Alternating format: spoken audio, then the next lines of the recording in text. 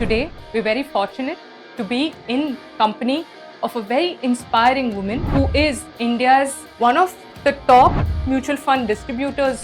Everyone says equity is risky. Equity is not risky. If you invest in equities with a time period of 7, 10, 20, 15 years, you will never lose your money. People like Mark Zuckerberg or Bill Gates, Dhirubhai Ambani.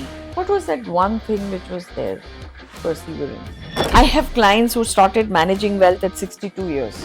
Women are the first one to hit with inflation through the milk and the vegetable prices. In our office, the women clients, investment returns are better than the men clients. Do you know, saying that in the next 1 decade, in the whole world, 50% of the assets will be with women? You know, a lot of people say that in money making is all about discipline. Yeah. Who will you call discipline?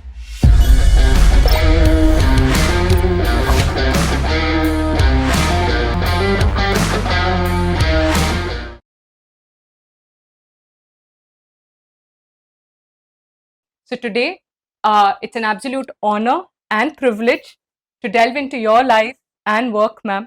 Thank you so much for giving us this opportunity, and welcome to the We Women Project. Thank you so very much, Vilasni. And so I think what you are doing is fantastic. And I wish you all the very best to see that how well and progressive that you will do and how you are going to change lives in the society at large. Thank you so much, ma'am. So before we get started, you are the leading investment advisor. So I'm going to pick your brains in a gamification manner. Sure. We'll call it the role play. And so we'll talk about 3-4 instances and how you will manage. Yeah. Or how you will guide. First is, my crew consists of 18-year-olds who've just stepped out to start earning. They earn their little bits of money and they look at a career in this format, so they won't have a stable income. So what will your guidance or investment principle for this person or this generation of people? So the first thing is, I think the basic principle all of us need to understand is India doesn't have social security like lot many countries that they have. So from the day one, we have to start earning and saving, because all of us at one point of time are going to retire and we need to have a retirement corpus. And as you rightly said, they've just started their careers, they won't have anything. But investment is all about discipline. So from the day one, if they understand why they need to do and why they need to save for a longer period of time. So the discipline is, if you are earning, let's say 1,000 rupees, out of that 1,000 rupees, set aside every month at least 20% aside, and the balance 80%, you can actually plan yourself and say that how much you want to spend, how much you want to go on a holiday, how much you want to, maybe you want to buy something, you want to buy a mobile, you want to buy a music system. If you allocate your money very prudently, you can achieve all your things. But the 20% corpus that is for long term is critical for all of us. Second, I think which is very new now, what I see around is the technological changes which are happening, the AI and the way that businesses are done. What I realize is people retire much early. They lose jobs much early because of the way the dynamic things are changing. So the then again the risk comes in is that if you don't save from today, there would be a time that by 40, 45, your job is at risk. Yeah. So, one more critical aspect which has come is longevity of life. After retirement, after 55, 60, people live for 35 more years, right? So, if you don't plan yourself from the day one that you start, I think that becomes you will be facing a lot of financial issues, discipline won't come in, you start splurging. So you really need to sit with somebody and who guides you and says that how do you plan your life?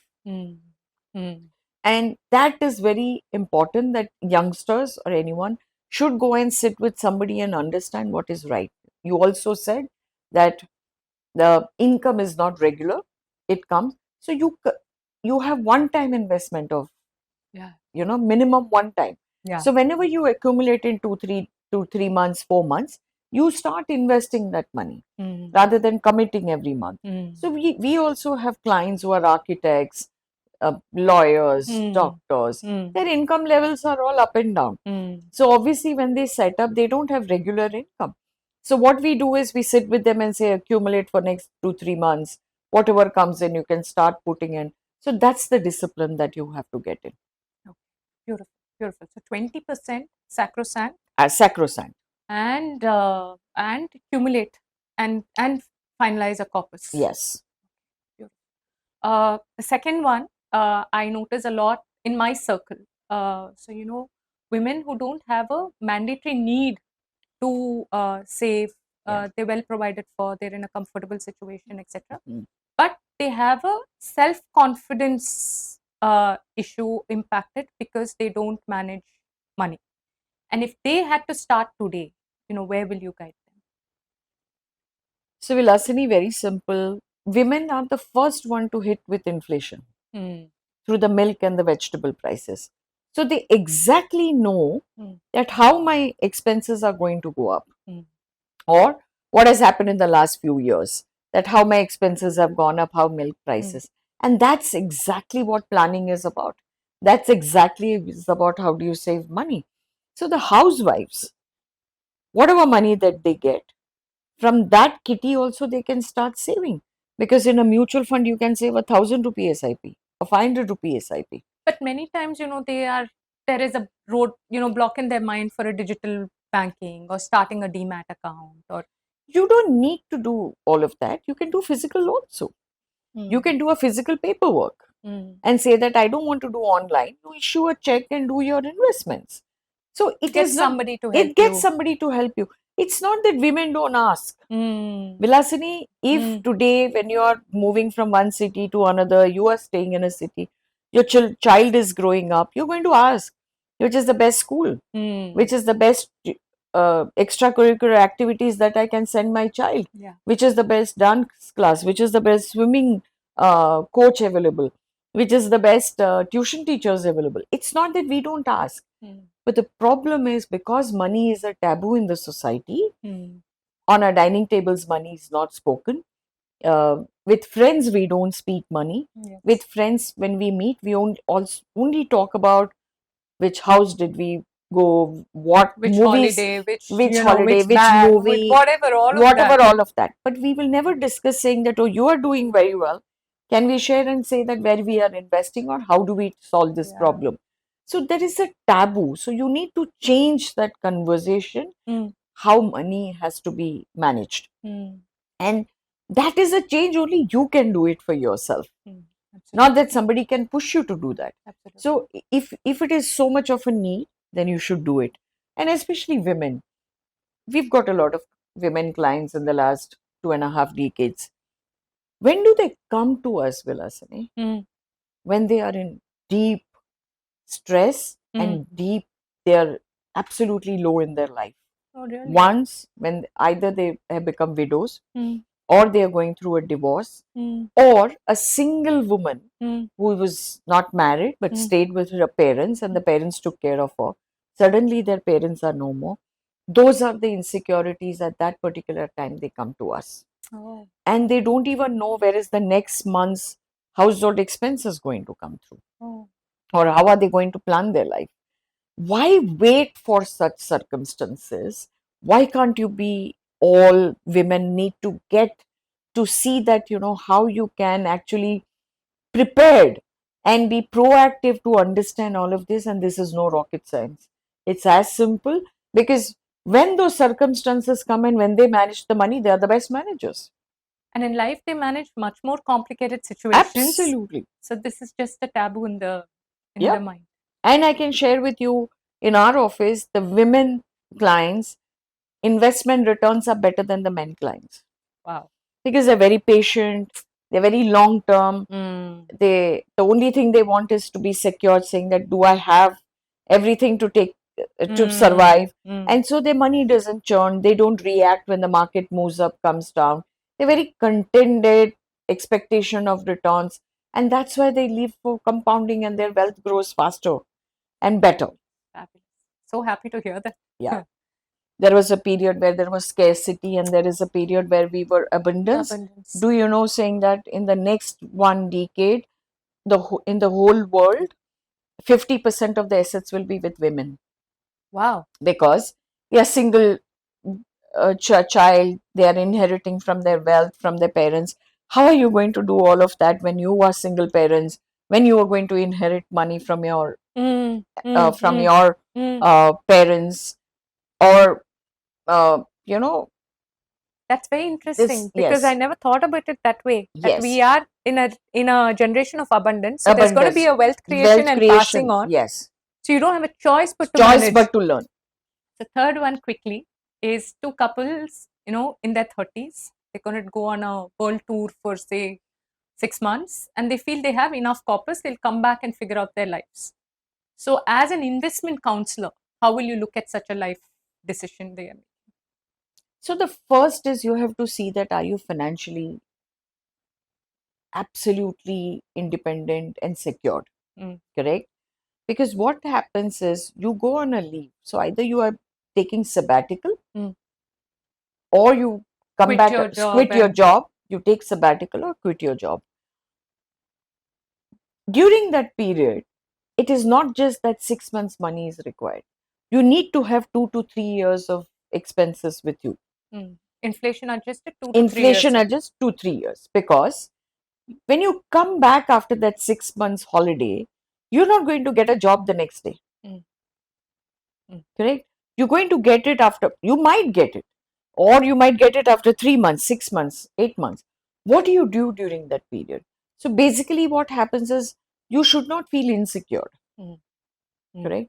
So any couple who wants to do 6 months of travel, they want to take sabbatical, your corpus of your expense should be for the next 3 years. You should have it before you, at least 2 to 3 years. Or extending this, want to start a startup on their own, So if you want to have a startup, then you should have a thought process 5 years, 10 years ago, saying that when do you want to start, and when do you have a corpus, and how do you build that corpus, right? Like as you said, saying that you have youngsters who are 18, 20. That desire for a startup starts from 18, 20 years, correct? But you don't have a initial investments available with you. So what you do is, you plan saying that after 5 years I will start. So when you're working, you start investing in such a way, saying that this money actually gives you a corpus to actually start that startup. Okay, or people borrow money. Now when you borrow money, obviously either you take it from your parents and then you start, but you definitely have to have a plan about how do you want to have that journey. And most of the people don't even plan their journey. Correct? Everything that you aspire can happen if you make a plan, and if you have a goal, and if you structure in such a way, saying that every goal is assigned to a certain investment vehicle, will be beautifully achieved in life. It's just that people don't plan, and they jump and react and take very emotional decisions. This is very interesting. You have to be very practical. Sometimes you have to take harsh things and say, I can't afford this, I can't do it. Or I can afford it, but how much can I afford it? Where will you place financial security in the, like you mentioned insecurity, right? Slightly, I mean, I'm moving out of the drift, but where do you place financial security in? So no amount of wealth can give you security. Wow, yeah. Right? But there are some who are so strong, self-believed, and saying that, I know I want to travel, but I will eat less. I will buy my clothes less. I don't want to own a home. So it depends upon individuals how you have shaped yourself with insecurity and security while you're growing up. So each of them is different, but basically what we say is, we look at saying that what is your income, what's your expense, what's your lifestyle, and we plan saying that inflationarily how much wealth you should need after 10, 15, 20. These days I do 40 years because people um, start at 20 and 40 years. That is what we plan, or 35 years. So what we do is we put a number to that whole lifestyle that you are today, and saying that this is what your goal should be and this is what you should expect in yourself. Because if you don't put those numbers, you're vague in your investment. Yeah, absolutely. So that is purpose. Correct? It's like you want to run a marathon. But if you want to run a marathon, you have to train yourself. You have to go and get yourself fit. Your mind, body, soul, and then you start running. You need a trainer.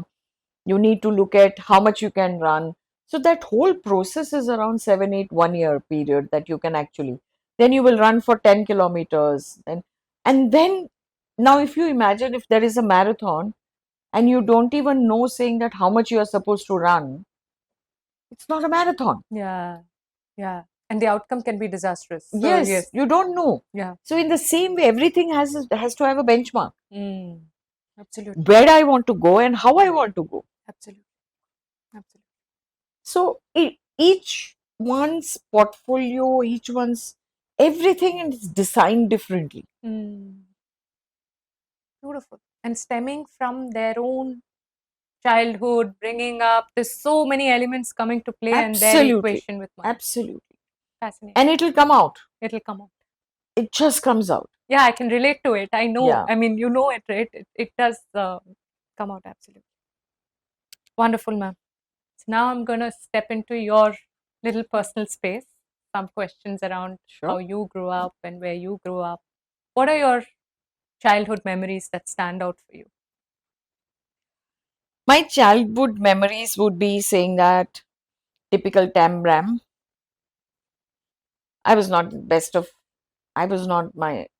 best in school. My numbers were very average.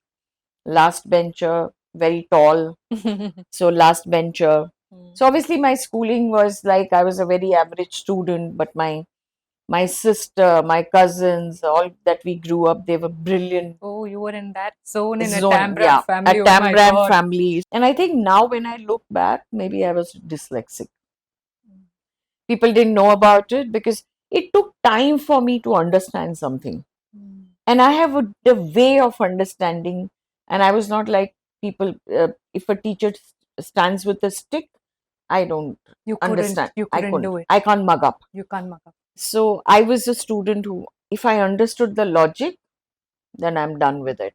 And for life. So I realized saying that I was a dyslexic student, but much later I realized that. But looking back, I think, so what I realized is saying that it was not for me, those days were challenging when I used to come back those minutes, but it never bothered me so much. Never bothered me. And I was a very observant child. So I used to observe a lot. I was very inquisitive, very talkative. So inquisitiveness was one thing that always remained with me even today. And that has helped me because then I don't have inhibitions to ask anyone. So that has shaped me more rather than saying that, getting worried saying that should I ask somebody something or not. So you overcame the academic brilliance with, inquisitiveness, a deep understanding of life, and that's phenomenal. Wait, observing people? Observing people. Yes. Yeah, and just imbibing from them. Yes. Fascinating, ma'am. Very fascinating. So if you actually look back, and I can still have pictures in front of my eyes even today, the way Margaret Thatcher would stand and speak, or in Mrs. Indira Gandhi would talk and speak. So as I grew up, very, very now politically I don't know anything, but I just looked at an individual as a persona and said that how they can be achievers. And when I was in Ahmedabad, we used to go to a lot of these cultural programs, So, one lady also who actually inspired me was Sarabai's. Yeah.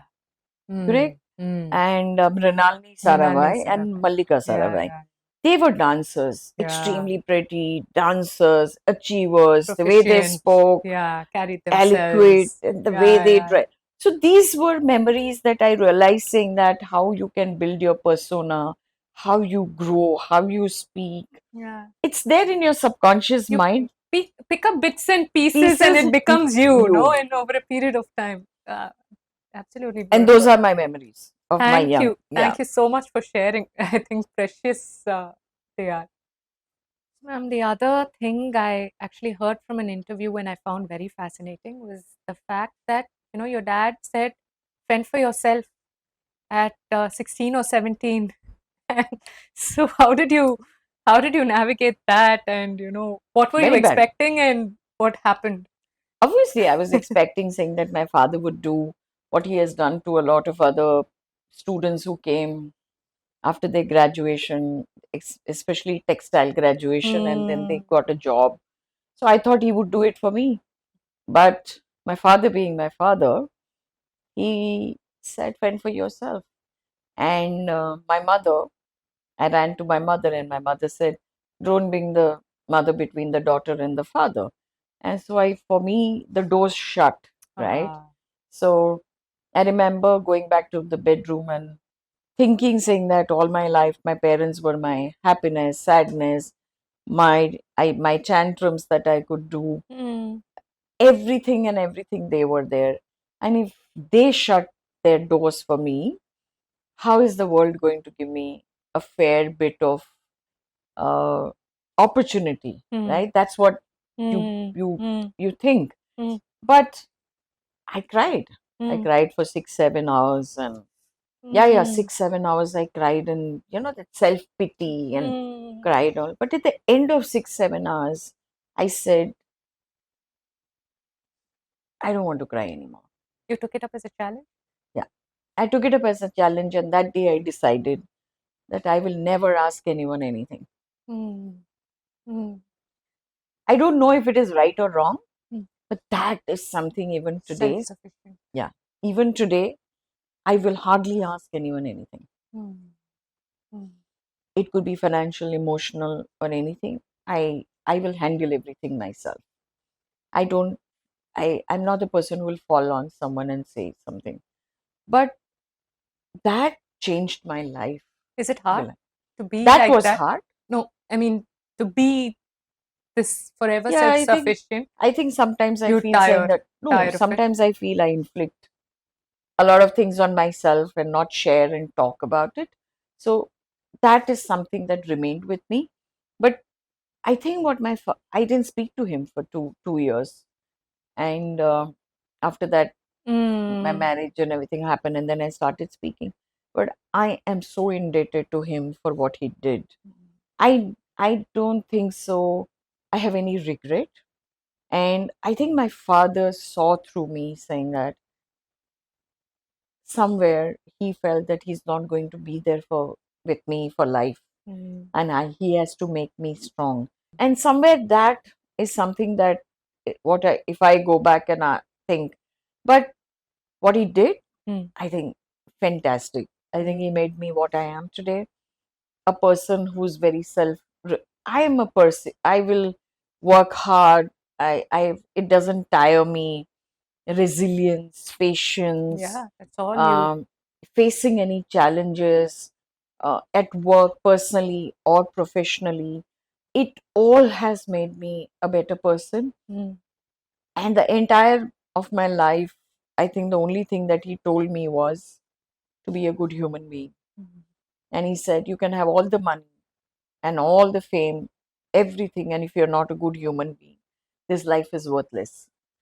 And he said, if you have little money, and if you have no fame, but if you're a good human being, I think it's more than enough for your life, for this birth that you have taken. So I think that remained with me, saying that never changed, saying that to be a good human being, to understand empathy. I think that helped me in my profession today. Yeah. Wow. Wow. Because managing money, the most critical aspect is empathy. Yeah. And the integrity and being Yeah. the good Yes. human being, the ethical standards. There is so much that Yeah. comes to play. Wow. The other one thing that stood out for me is you started out working in a petrol bunk. Yeah. I mean, I can't even, correlate that So the life thing at that is, point. you had to start working, right? The next day. Hmm. So I took out the newspaper and started, where is the, Where is the I was opportunity? opportunity, because I was still going to college. Hmm. I was in my Hmm. last year of BCom, Hmm. and I was still going to college. And I said, where will I get a job? But not working was not an option for you. Not working was not an option. I had to work, right? Because that day when he said fend for yourself, I didn't want to ask him again Yeah. in my life. Yeah. So what was the first job that you get? Because everywhere else they said graduation and all. This was the only place where they said even if you're a 12th class, you can come and apply for it, right? So the first job I applied, and I took it because I wanted to work from the next day. And you wrote out bills. I wrote out bills in the petrol pump, whatever the cars used to come, and I used to get a 300 rupee salary per month. And that was like, oh my God, it was such a big money for me. This was 1985, 84, 85, 86. And that 300 rupees was like, oh, I felt as if I got. And it's earned. Oh, yes, it earned. And, those days petrol pumps were like every car, it was, but it never bothered me. For me, that work was work. I had to go there and do it. And I did it. So when I started working, it never impacted me that I am a woman or I am a girl. Because that was all noise for me, Vilasini. That comes out that comes out in your personality, that you don't give too much weightage to the noise. No. Just So focus on what you can achieve, focus on what you want to do, and excel. And that is what is the only thing that I know. And for me, that perseverance, hard work, continuously putting in the same kind of effort every day, and focus is so critical, because that, for me, then that becomes grit. Correct? Grit. What a life. Wow.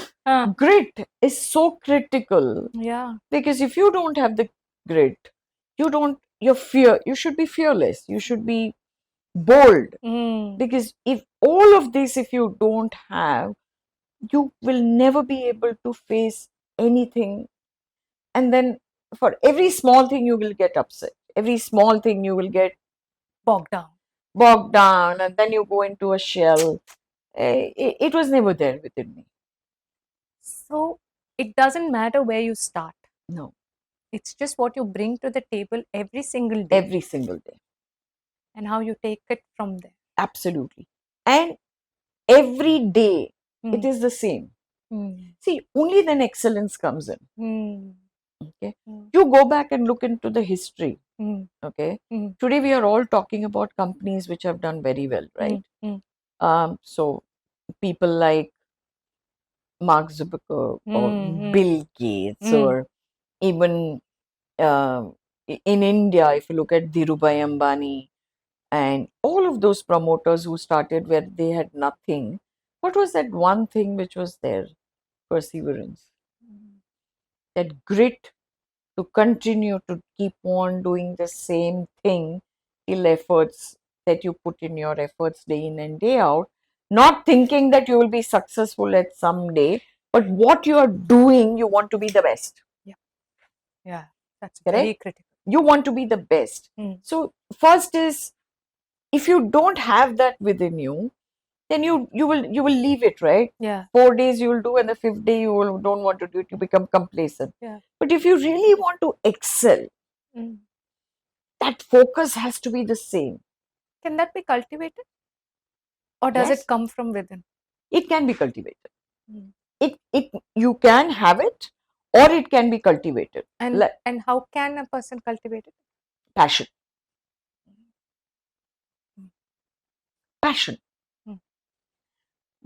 Just tell me, you're playing cricket.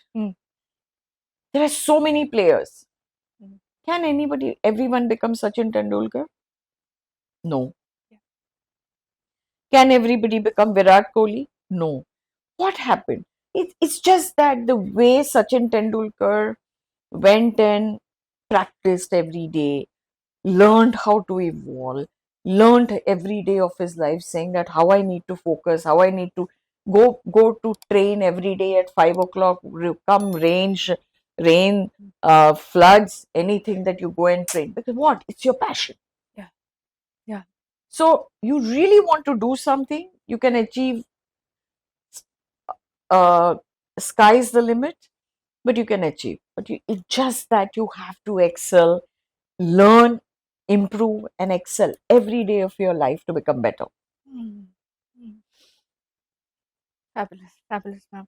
So your journey has been incredible, right? From where you started to where you are today. So if I was going to pick your brains and ask you if you can give me a theme for every decade of your life, what will it be? The 20s, the 30s? I think the earlier part of my life, I would say that I was identifying where I wanted to be. Mm. Correct? I didn't have a direction, but I was identifying myself, saying that where I want to be and how I can be. Correct? This was 80s, 90s. After marriage, when I came back to Bombay, this city gave me a lot of uh, aspirational dreams, that which can be achieved. Because when I was growing up in Gujarat, my height was always a problem. People used to always call me, Lambo. Amitabh Bachchan movies were so they used to call me Lambu, and I used to be very tall. But the moment I came to Bombay, my height was appreciated by everybody. So you had two cities which gave me different kind of perspective to my height. To your own self. Yeah, correct. And that changed my thought in saying that, oh, there is something that I have which is very positive, and I need to encash on that. So I did a program in 1991. I spent 5,000 rupees and did a self-development program for myself, Vilasini. And that was 2 days of how do I speak, how do I stand, how do I talk. So you spent 5,000 back then. I mean, that's Yes, a large I money. saved. Yeah. Yeah, because I wanted to change myself. And I didn't want to get complete, in the sense, I was not so confident. I could not even speak the way I'm speaking today. And I wanted to change that. So I went and did that, and that changed my life. So that is a place where I was evolving myself. I was actually, it's like you sharpen your pencil and you scrape. So you become sharper. So that is. I think the last 2.5 decades is about evolving as a human being, evolving to find, saying that where my purpose is and how I can achieve that. And it just framed all my childhood thoughts, all my insecurities. Like I knew, saying that money was very critical when I started on my own. And all of that framed and said that how there's a taboo in society of money and how I can change it. So I evolved over a period of time from all of that learnings. And when I started my entrepreneur journey, I could really come out in my own. And the fear of failure completely was not there, because if I failed, I have to find what is the solution to that. And that was something, that incredible journey of last 2.5 decades has shaped me as a better person, evolved. I'm still evolving, and every day I learn. And I think that, from so many people inspired me over the years, that I have learned from them to be maybe much more gracious, much more have humility, gratitude. And these are things that you don't know how to articulate, but I think now I've been little bit better to articulate that. I don't understand the last part, but I'll take it at that, what you say, because, ma'am, you say that your sole purpose of the professional existence is to create HNIs. Yeah. And you worked largely with the middle class community to build this up. Yeah. So how has that journey been for you? So if you ask me, Vilasini, how is that journey? For me, it was very natural. Okay. Why natural? Because it was already there in my subconscious mind that after oxygen, if anybody needs to survive, is money. Correct? And when I was in my 20s and 30s, I didn't know how to do it. But my profession gave me that opportunity to do it. So it became a very natural form. As I said, I'm inquisitive, I'm talkative. I start talking. And I would ask somebody, why are you not investing? You should invest. And you have less money. India is a growth story. So did you see yourself in them? Yeah. In some parts? I even today see that what I went through, I don't want anybody else to go through. I didn't have an opportunity. Nobody taught me. Nobody spoke to me. And I don't want that to happen. So I speak and I talk. Somebody takes it and takes my help, I'll do it. If doesn't, it's okay. But at least I want to share saying that how you can do it. So I tell most of the people, I said, I will speak, listen. Very important is you need to listen. You don't invest through me or you go to anyone, you do it yourself. But listen, to understand saying that why this is very critical. And so that has become a part of me. And as I speak, people do get motivated. Not motivated, they feel touched. Because in that strata of lower income, middle income, upper middle class, they are in insecure situations saying that I don't have money to invest. Yeah. Correct? Yeah. And when you go and say that, oh, you have 1,000 rupees, 10,000 rupees, give me, I'll invest your money and we will start investing, how you can plan yourself, they are just so overwhelmed. And finding someone to talk to financially Yeah. can be cathartic, actually. Absolutely. It is. Because that's what I said. In our profession, we have to nudge. Yeah. Correct. So it became a within me to go and nudge people, to talk to people and anyone. I would talk to a vegetable vendor or a bread guy or a taxi wala and all of that. So that became my conversation. So it became quite easy for me to make them understand, to handhold them, to sit with them and go through their journey, understand their pain, problems. It evolved. It was not something that I said I wanted to do this. I was learning and I was evolving myself. So all of these people co-journeyed with you. Because I never when I started my career, I never had the dream saying that I want to have X amount of AUM or X amount of things. Nothing was like that. But yes, only one thing was very clear when I started. You wanted to be the best. I want to be the best. I wanted to excel in everything that I did and I wanted to be the best. That was the only thing. But that it had nothing to do with an AUM or this much money I want. No. It was to be, and even today, the only thing that I have to excel. So to be the best means the best returns for your investor is being the best version of yourself. No, it is not the best return. See, best return will always happen. If you follow a process, if you have asset allocation in your portfolio, you follow your long-term approach to it, you are going to get the best of your returns and the best of the wealth that you will make. What I wanted is the best service, the best knowledge. Be proactive. Be there for your clients when they need you and not when I need them. I mean, this is so important in today's investment world. Yeah.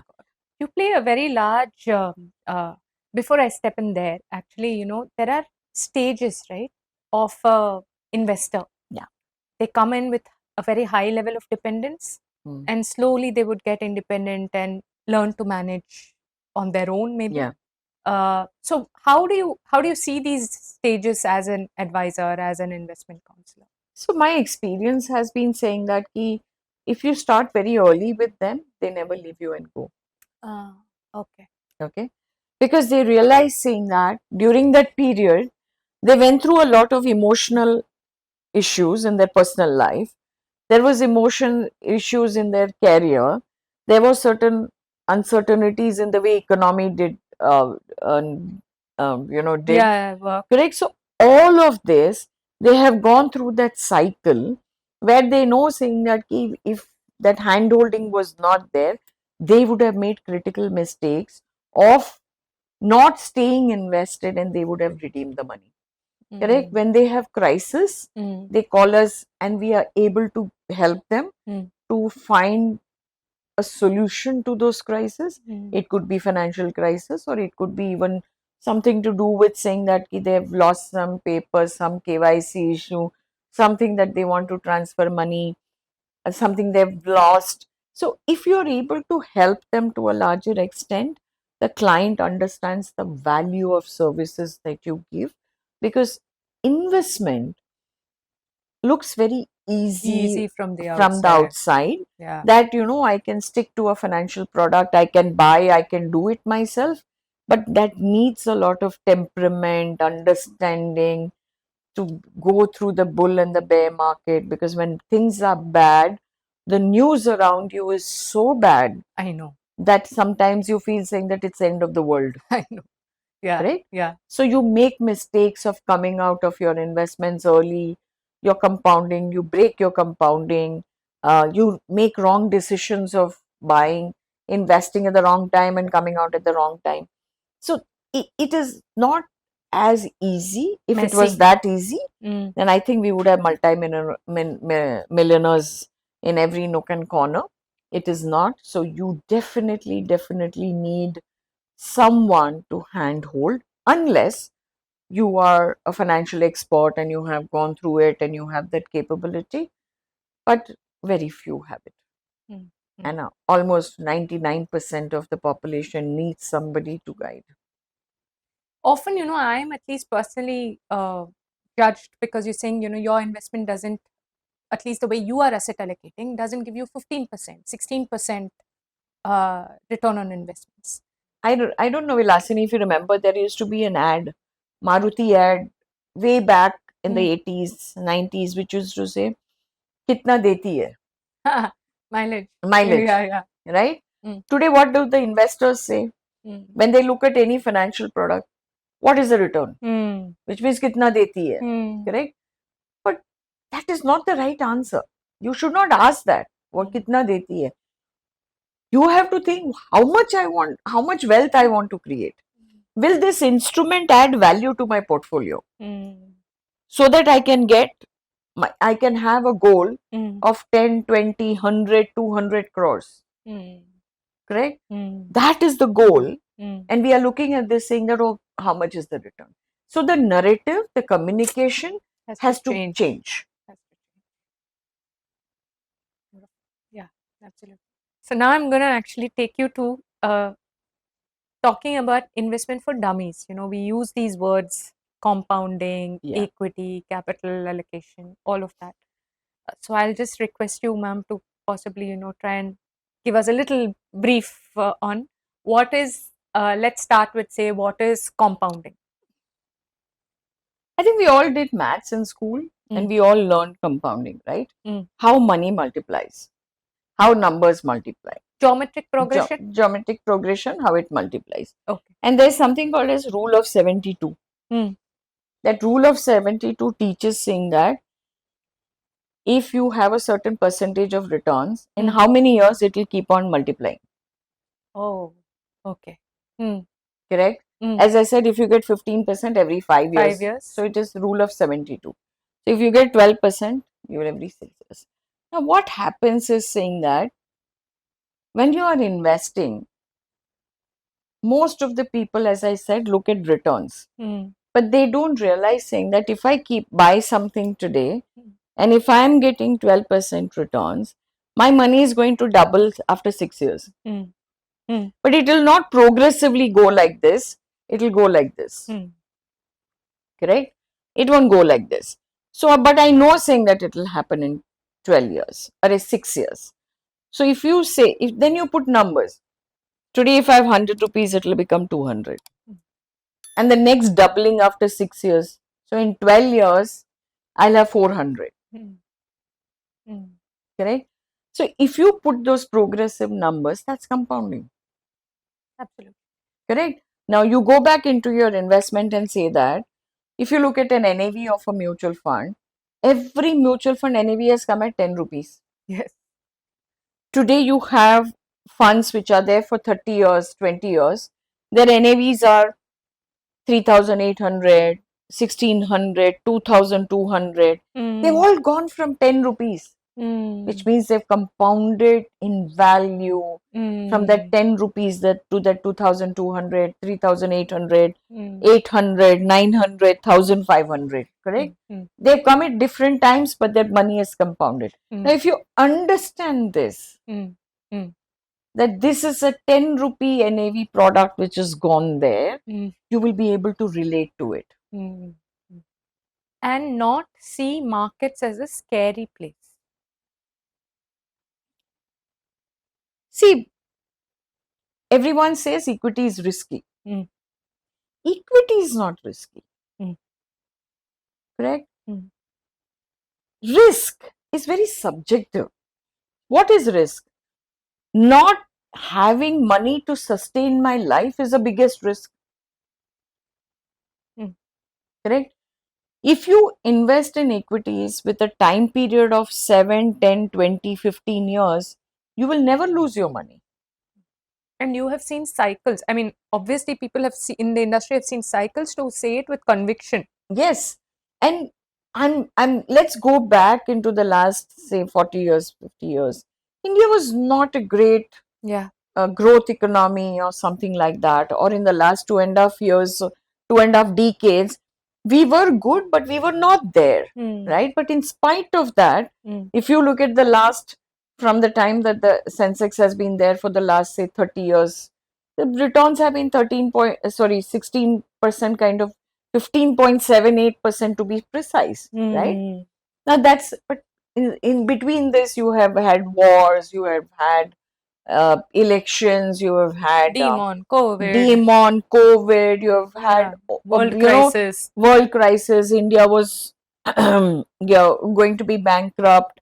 You had every aspect of it. But in 30 years, wealth has only grown, right? Because as human beings, we are very pessimistic. Okay. And optimism is the only realism, which is what Nick Murray says. Optimism is the only realism that you can survive and thrive. Wow. Okay.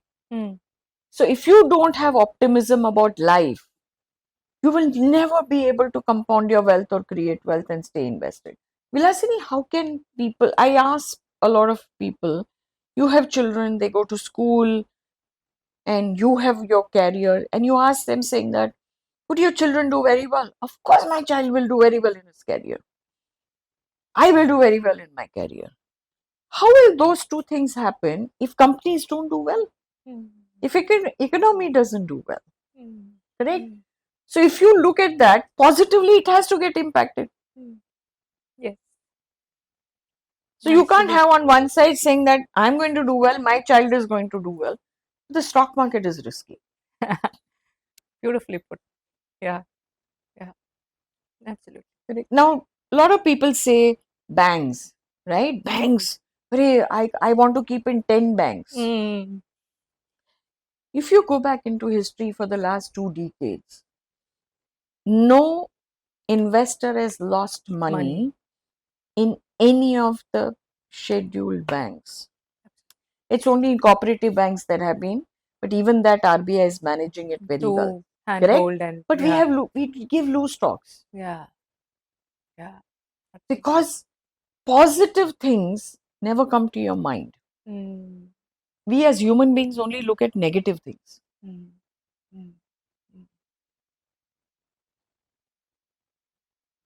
Yes. So optimism.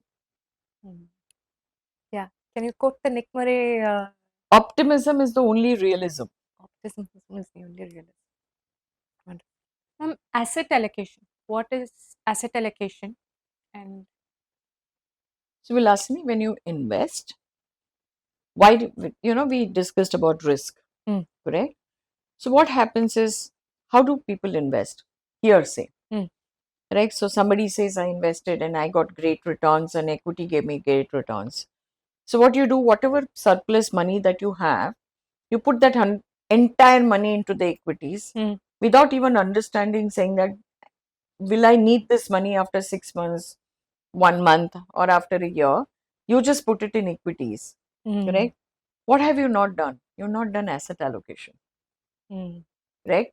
So whatever that surplus money is there, if you sit and say that, okay, I will put, say, out of this 100 rupees, I'll put 40 rupees in equities for a long term with 5 to 7 year period. The balance 60 I may need after 3 months. So I can't risk this.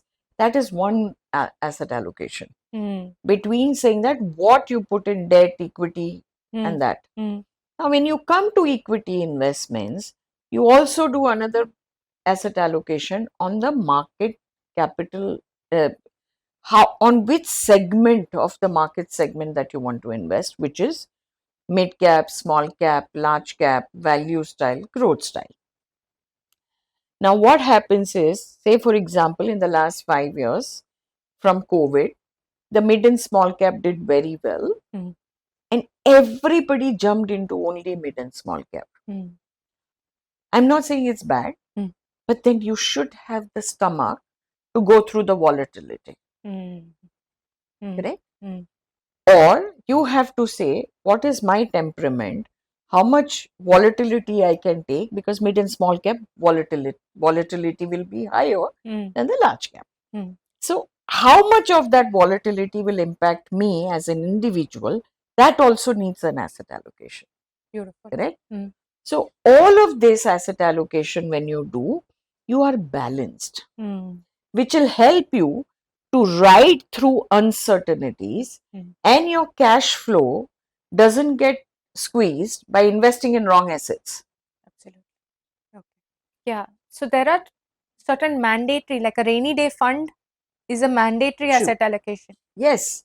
Like you need to have contingency fund for 6 months. Correct? You're going to have certain payments that you have to do. You must be having an insurance premium payment. You have to have a down payment for something, your children's school fees, your travel, holiday. There are certain commitments. So all of that has to be assigned to a specific instrument, and then you invest in a way that is liquid when you need it. Right. So again and again, it comes back to keeping the emotions outside of the money and being pragmatic. Very practical, pragmatic, and understanding goals and bucketing it. And no investment is a wrong investment if it is bucketed in your plan. Yes, absolutely. Because what you do is you align the time period that you have to invest, expectation of returns, and the risk associated to that particular product. Yes, absolutely. Yeah. So a lot of people say that in money making is all about discipline. Yeah. Who will you call disciplined? A person who is just, as I said, if you earn and say that 20% of my assets have to invest for the retirement, and if that person does very, very diligently for the next 20, 30 years till he's achieved his goal, he's disciplined.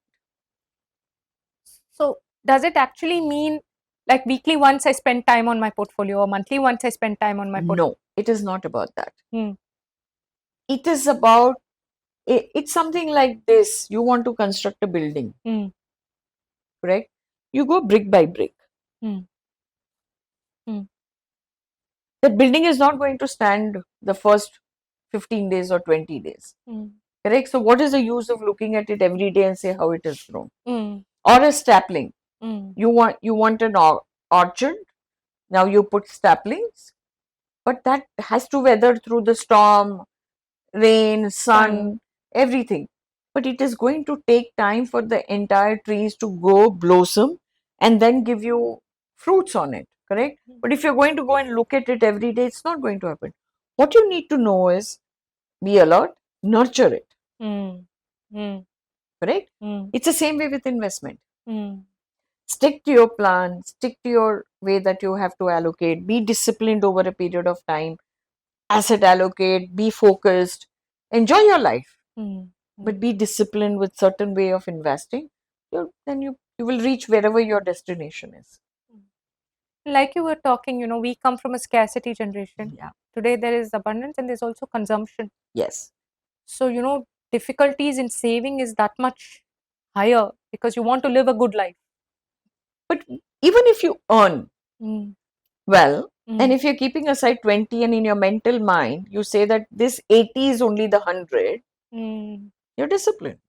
You will live your life. There is a lot, when we're building out investments, in my generation at least, there's always this conversation in the mind of who all should know about your finances.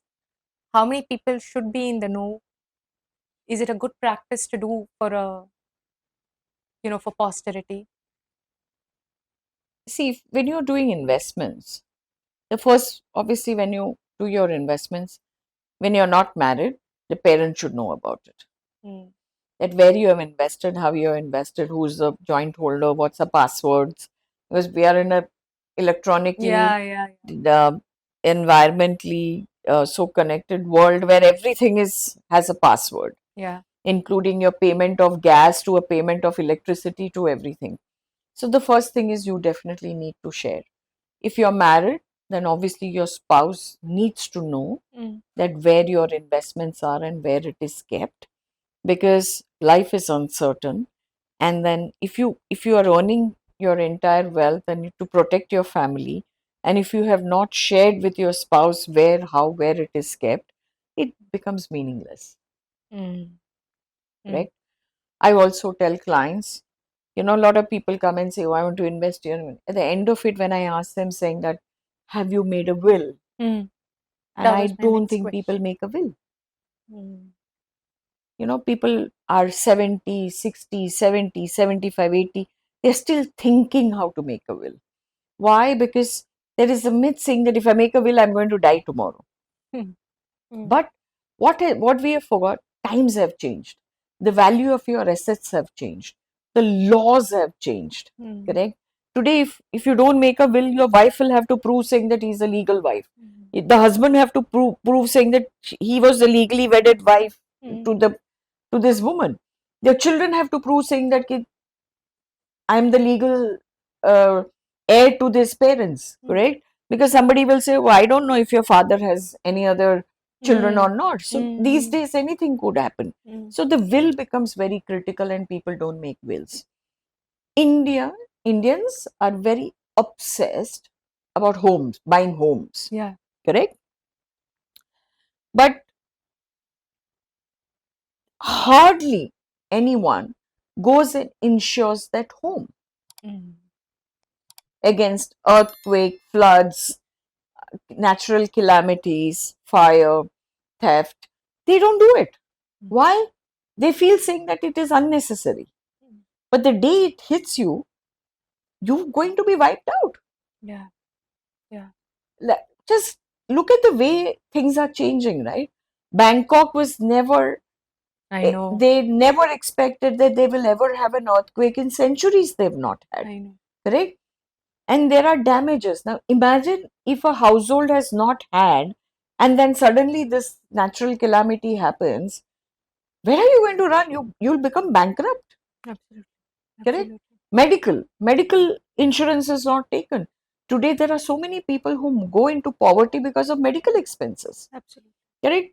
But what happens? That premium payment, we feel it's useless. I think that mindset needs to change. To say that everything is important and that's only a small portion of that you are giving for a probability of things which could happen at any time.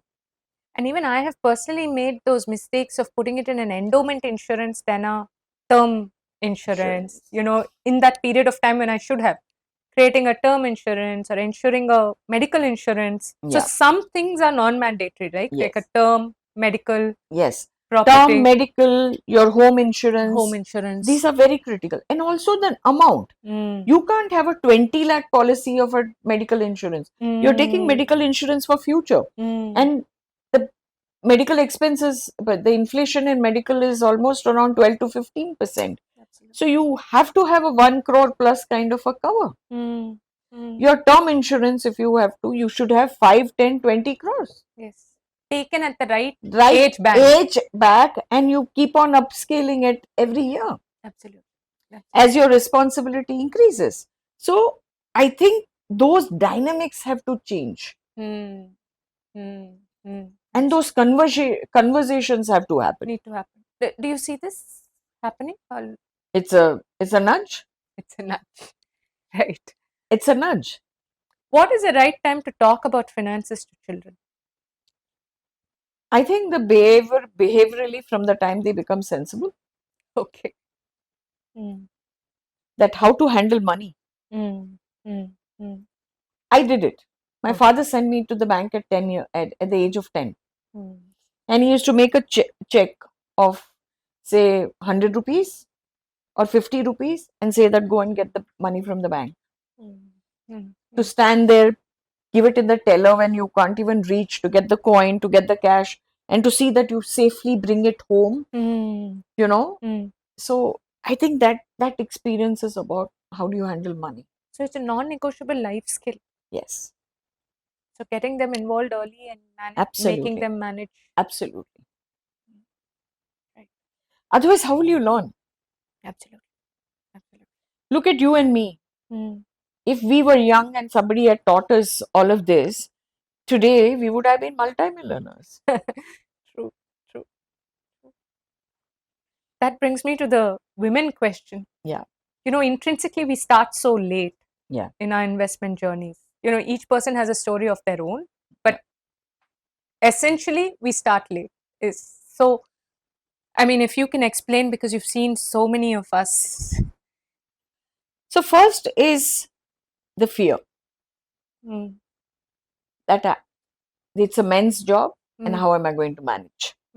Because in the house, you're never discussing about money. On your dining tables, you don't talk about money. And why? Taboo. It's a taboo. Dads never spoke about money.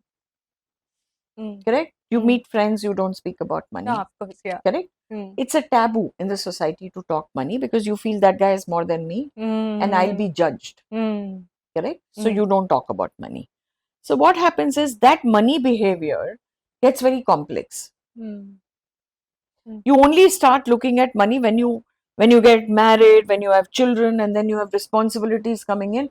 That's then you're realizing that, oh, I have to save. But before that, the first investment happens because you want to save taxes. Yeah. When your salary comes and then that the HR department says, what's the first thing that we tell? Oh, we'll call an LIC agent, say, abhi insurance le lo and you will get a bit. But you don't sit and understand saying that is that or something else which is very better off. Or you could have started a PPF when you, instead of putting it in a insurance. We don't talk about it. Correct? We are not educated about it. We are only told to do something. But that is changing now. Vilasini, a lot of young girls and people who are now managing, and the social media has created a lot of awareness and things are changing. But we have a long way to go. There is still a fear in a lot of women to talk about money, or the men talking about money to their wives. I think that has to change. And we as you are an influencer now with that you're starting this podcast, you should start initiating and talking about it, saying that how that conversation about money has to be there. It is going to be difficult, but that conversation has to be there. And it needn't be uncomfortable. I mean, we can have a very candid talk about it, and maybe the results are not going to be as you expect, but then there's nothing wrong in asking. Yeah. And like we say that it is a life skill for the child, it's a life skill for for anybody, for right? anyone To be to be self-sufficient. self-sufficient, to understand money, to be there. Because and the biggest thing is, if you look at the longevity of life, when we say women live 5 years more than men, Yes. so at the end of it, at some point of time, you are going to be dependent to manage your money. Yes, yes, yes. But it's some ways, I find it a pity because my mother-in-law and my mother are master investors. I mean, their asset classes might have been different, but they managed it like rock stars. Yes. So why the urban day, has things changed, or is it, I'm not able to. So it all depends upon your education, individually, how you are confident of doing that. So then individuality comes in, right? And if you've grown up in a very suppressed family, then you're very fearful. But it all depends upon the families that you have grown, how the surroundings has been, how you have gone to which school, what have the teachers influenced you to think differently. There are so many things that influence you as a person, and your personality builds like that. And it's never late. You can start today. Absolutely, it's and never build. late. I have clients who started managing wealth at 62 years, and they are hands on today, correct? So there's nothing like you cannot manage.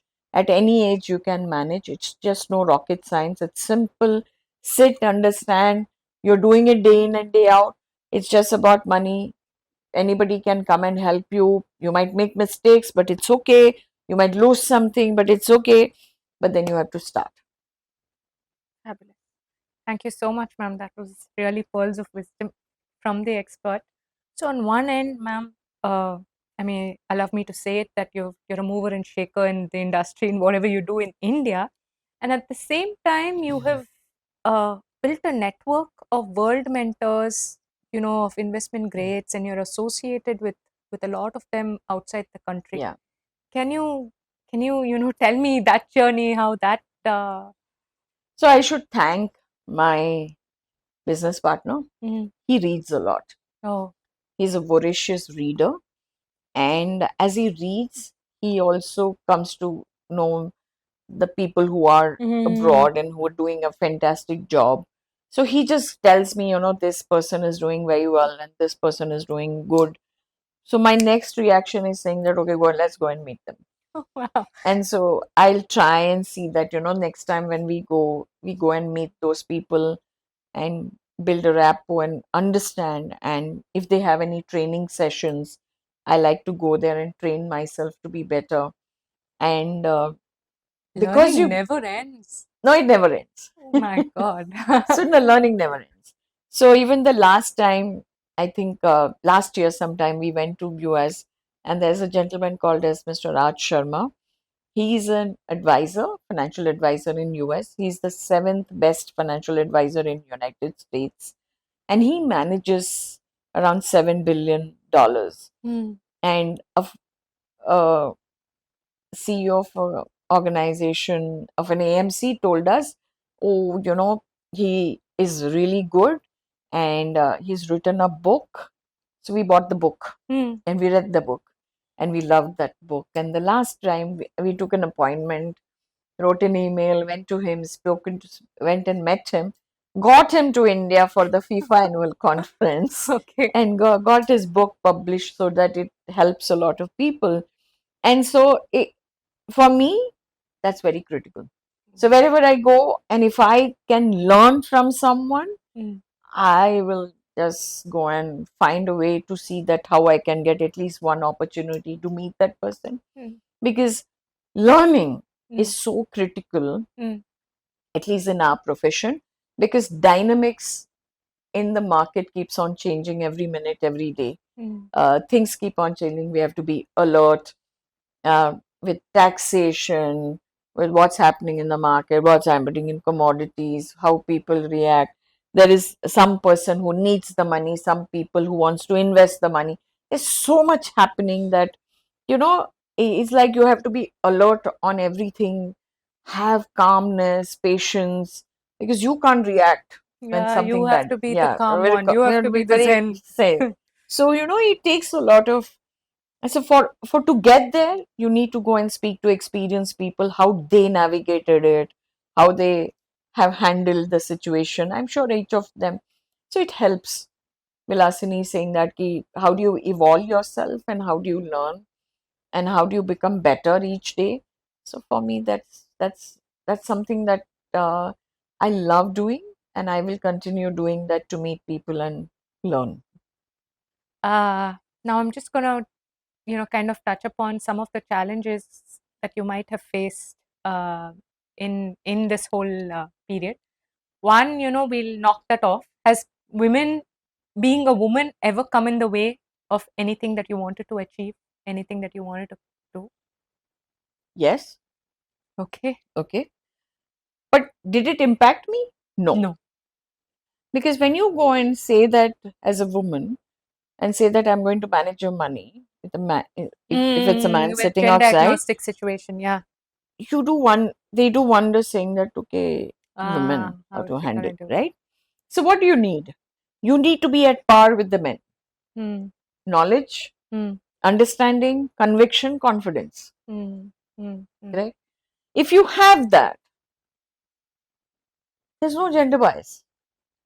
So by that logic, there is no lack of knowledge. I think we are at par. Yes, The differentiator is then the confidence. yes. And how do you mold yourself?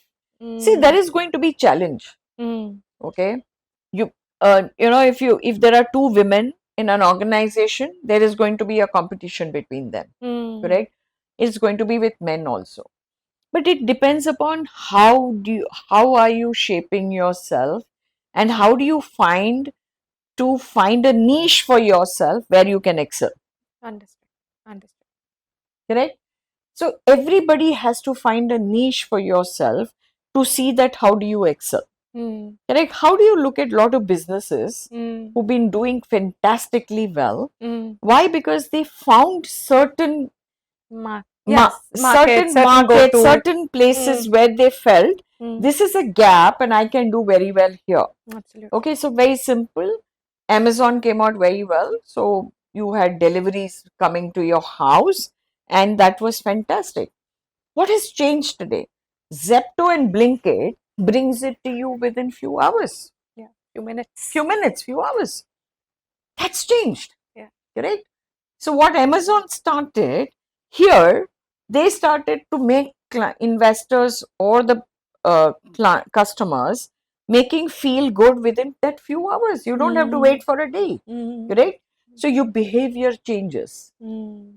Your planning changes. Absolutely. Yeah. You adapt. Yeah. Yeah. Correct? In the same way for women, I think you will have competition, and competition is very good because that shapes you, that make you evolve, uh, you become resilient, and you know how to handle the situation. And I love competition because it refines you. And so for me, yes, there was, but did I bother? No, that was noise for me. I love how you cut out the clutter Yeah. from the mind. It's just I just amazing cut how out you the do it. clutter. Right. It's amazing how you do it. Right. What has been the most challenging part to grow your business in this last 30 years, 35 years of you No. being So 23, 24 years now on my own. on your own? On my own. Challenge to grow my business? Or the most challenging phase, somewhere where you... I don't think I had a phase where I could not grow my business. But if I go back, I have done a lot of things I could have done better. Which means I should have had at least build a team. Correct? I didn't think about it. So you were a sole woman driving your business. Wow. And 18 years, my car was my office. Everything I did in the car. I traveled, I did front office, back office, sales, everything till around 700-800 crores. And then I had few teams, but not very big team. But if I look back, I think I could have thought much larger, and I could have built a team, and I could have been better. But now I still have time to do that. So that is something that I feel saying that I could have done better. But if you ask me, did I have challenges to grow my business? No, not at all. It is just that principle value. I chose whom I want to be, which segment I wanted to be. And I am in a segment which is middle income, upper middle class, and all. That's going to be a slow segment. Right, right, right. Correct? It is not that I will manage large sums of money and look at large. So, my segment that I chose is going to be very slow in growth. And that's a choice I've made. And I exactly want to touch as many lives as possible to see that not that one life, but 4 generations of wealth that we could create, which is also because we wanted to have capital formation in the society, and that's what helps nation building. That's all. That's what helps, the economy to grow, demand. When you have money, you spend more on education, you spend more on essentials, homes. So that becomes a very critical aspect for me to how do I look at my practice. I don't think ever is a thought that has come to my mind saying that I want only AUMs or anything. No, I want to make difference into people's life. Anything you do in terms of, your hobbies, Yeah. passions? Yes. Tell us about it. I do sketching, I do embroidery. Oh, wow. Yeah. Where do you get the time? I get all the time in my car when I'm in the flight. So I carry my needle and my thread and I draw, sketch. So that's my passion. I love art. And You're a collector also. yes. It's beautiful. Yes. So I like art, collect. I like to make my space. And I do embroidery, and that's what it is. Are you a social being outside of work? Not at all. Not at all.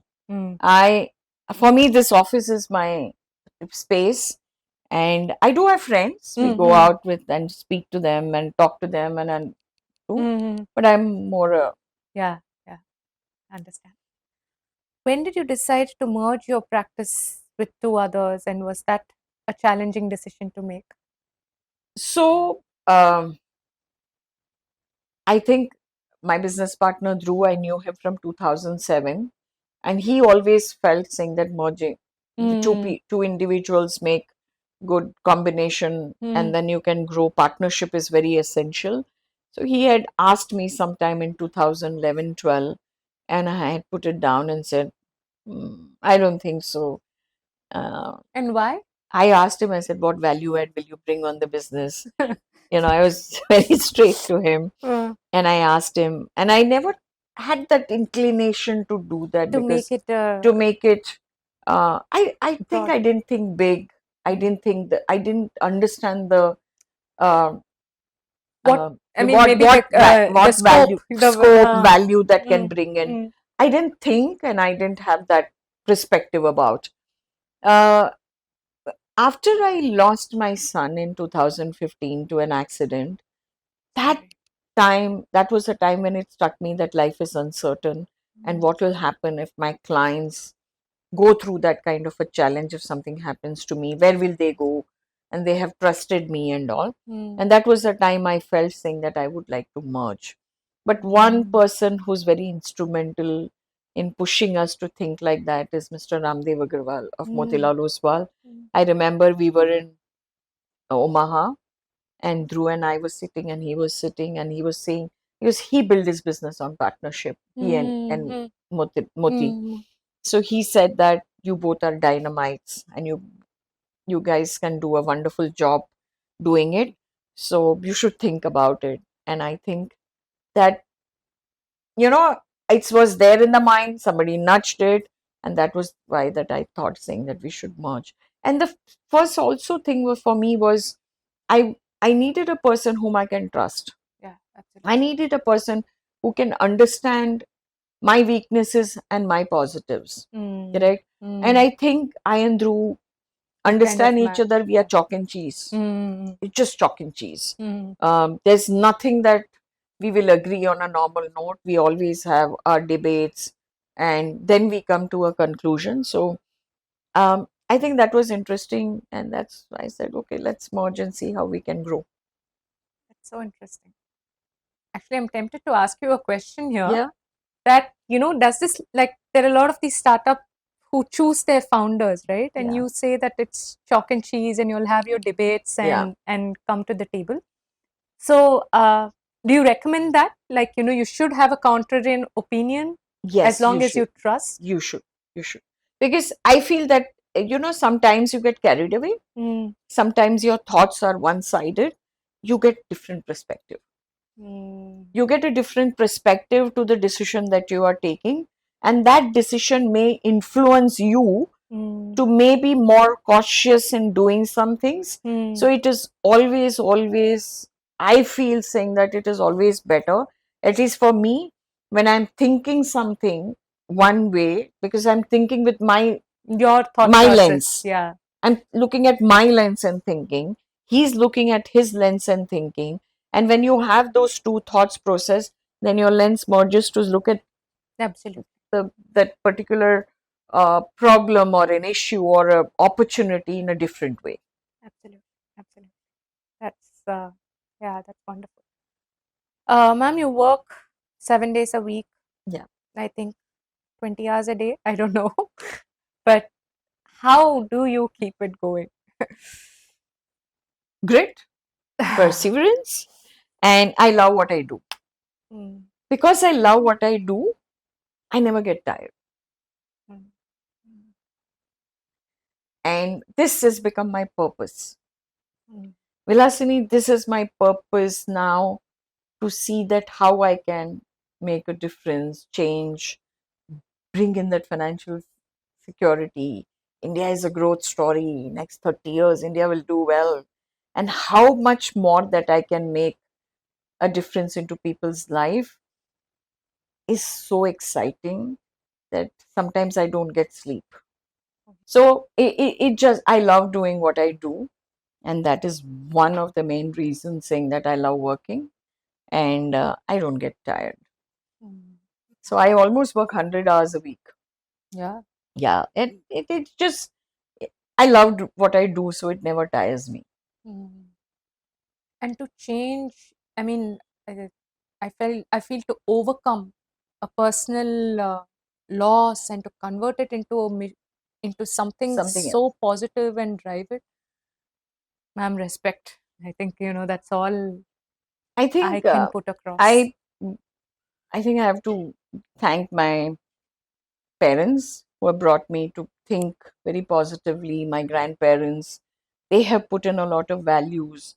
They've taught me a lot of, as I said, karma and all, Mm, and the purpose what life teaches me. And I think God gives me that strength to look at it differently. And as I said, Vilasini, as I grew up, saying that I will not take help from anyone, and those are things which are there within me. mm, I feel saying that my grief is my grief.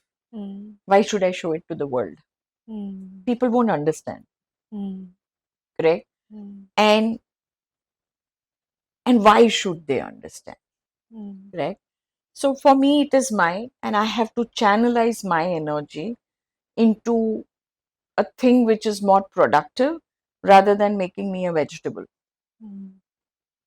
Deep respect and admiration. Deep respect and admiration. Mm.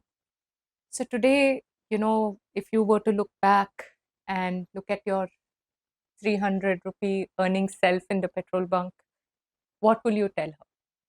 You know, what will your advice for her be? Nothing changes. Keep working, have your aspirations and dreams, and achieve what you want to be. Mm, I would still say that, and I still say everyone saying that dream big, achieve big, excel, don't be a mediocre. mm. Don't be a mediocre. I think that's a lesson that we all have to carry home. I Yes. think I would like to tell women, especially, to be bold, Mm, to be strong, mm, to have dialogue, mm, have a conversation, mm, to share their thoughts and views rather than suppressing inside your hearts. mm, Correct? There are a lot of women who have wonderful uh, capabilities which they hide within themselves. I think you have to discuss with your family, with your spouse, with your in-laws to see that how you can bring out and have a discussion to negotiate your time. Your time is as valuable as anyone else. Manage your money. It is no rocket science. It's very simple. Please don't come to a situation where something hits you, like when people become widow, or when they're going through a divorce, or when a girl has lost his parents. Don't do that mistake at that particular time. Start looking at early, and in today's times understand what's everyone has it, and just take just be fearless. Just take it up in your hand, and then you can do it. You're great achievers, you can do it. Have the self belief to say that you all can achieve and do it. Phenomenal, phenomenal, ma'am. Thank you Thank so you. much. Thank you so Thank very you so much. much Thank you for so the very much, time and Vilasini. the hospitality. Thank you. I Thank you loved so it. very much. Thank you. Thank you. And that was Roopa Venkatkrishnan on this episode with the VWP. Such an honor, such a privilege to have been in conversation with such a legend. Women and money has always been a very complicated journey for some reason. But I loved how she points out that almost 50% of the wealth is going to lie in the hands of women in the coming decade and for us to manage. We don't have an option but to gear up. I also loved how she urges us not to be mediocre and her own passion for being the best in whatever she does. She works 100 hours a week and loves her job and is unapologetically ambitious. So inspiring. I could go on, but if this content resonated with you, please do like, share, and subscribe to our channel, the VWP. We will be back soon enough with another episode. Till then, this is your host, V signing off, and thank you.